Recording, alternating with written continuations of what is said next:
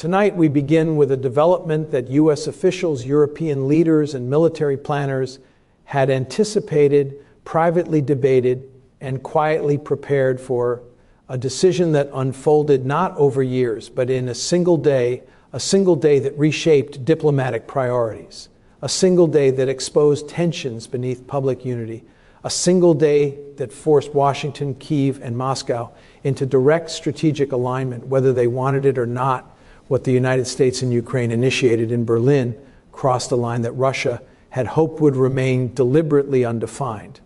And when that line was crossed, Moscow did not respond with outrage. It responded with calculation, discipline, and measured restraint. That response, or lack of one, tells us far more than any speech ever could. For months now, there had been signals, not announcements, not press conferences, just signals, that this war was approaching a strategic ceiling. Not a resolution, not a collapse, but something far more uncomfortable, a point where movement continues, but outcomes stop changing. Russia has been persistent, yes, but more importantly, it has been consistent. Its approach has not relied on dramatic breakthroughs. It has relied on pressure accumulation, territory taken slowly, costs absorbed steadily, expectations managed carefully. But what unsettled planners in Washington and Europe was not Russian escalation, it was Russian patience. Military professionals recognized this pattern immediately.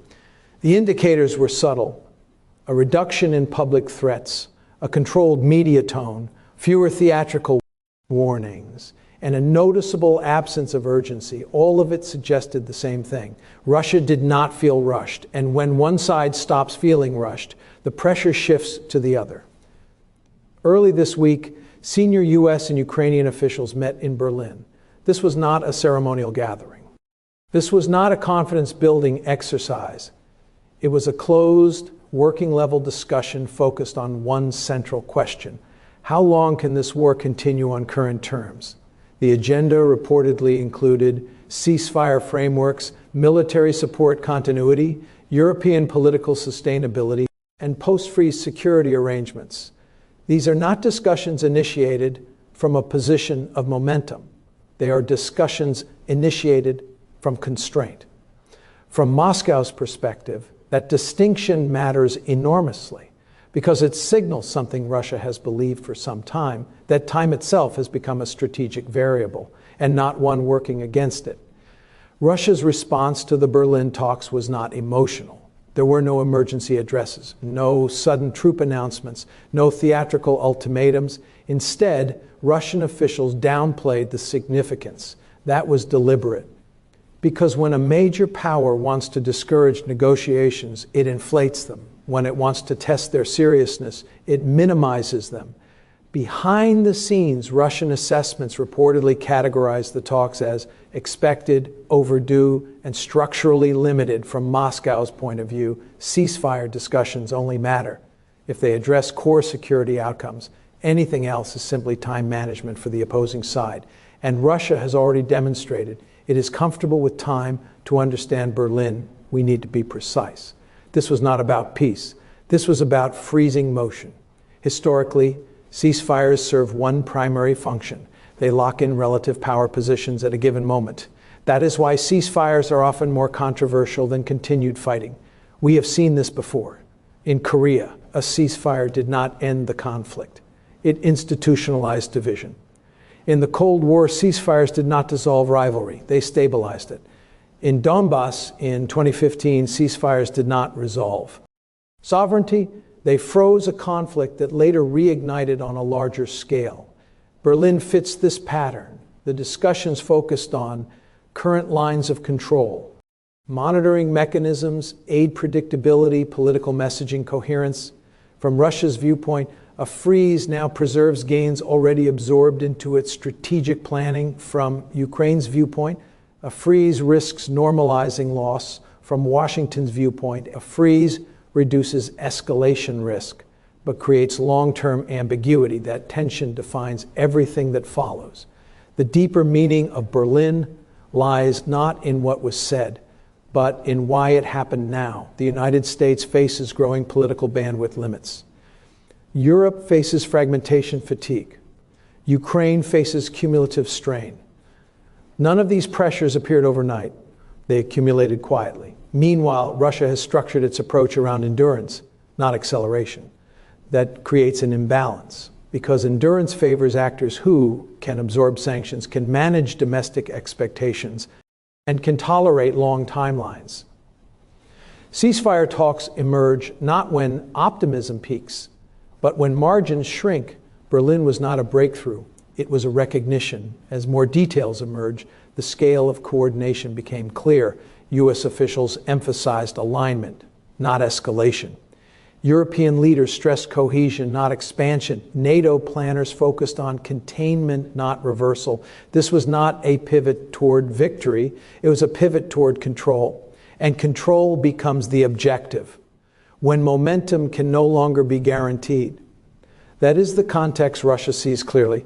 History shows us something uncomfortable. Great power conflicts rarely end cleanly. They end through armistices, freezes, managed standoffs. The Cold War did not conclude with victory speeches. It ended with acceptance of limits.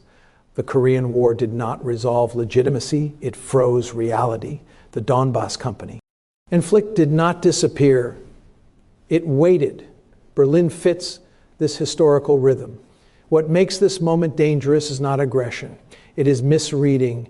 Political leaders are under pressure to show resolve, avoid defeat narratives, manage public fatigue. But ceasefires do not remove pressure. They redistribute it. If a ceasefire holds, unresolved questions fester. If it collapses, escalation resumes under worse conditions.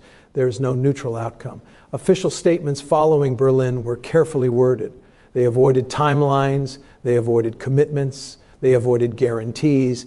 That caution speaks volumes. When officials speak this way, they are preparing for extended uncertainty, not closure.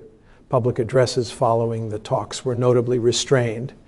There were no promises of peace, no claims of diplomatic victory. This was intentional because leaders understand the risk of over-promising. In a situation defined by limits, Berlin also coincides with broader shifts. Russia continues to adjust force posture. NATO continues to deepen coordination without formal expansion. Regional actors recalibrate quietly. This is not de-escalation, it is managed competition.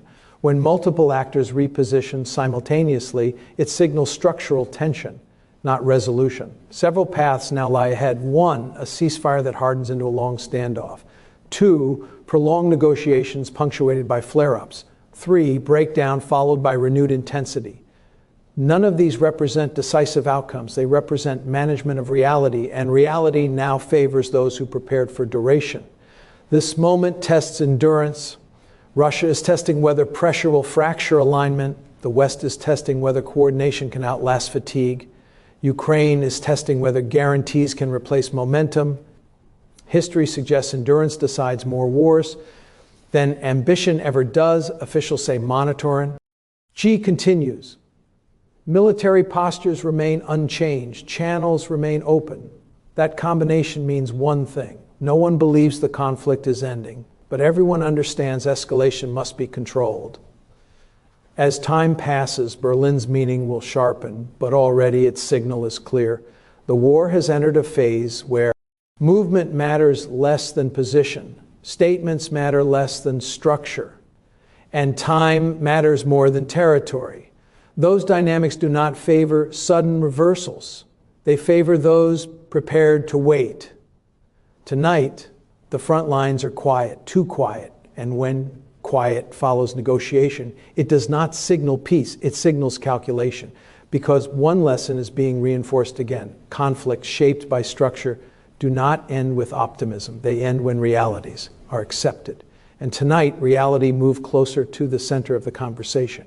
This story is far from over, but the direction is clearer than ever, and we will be watching every move as the next phase unfolds.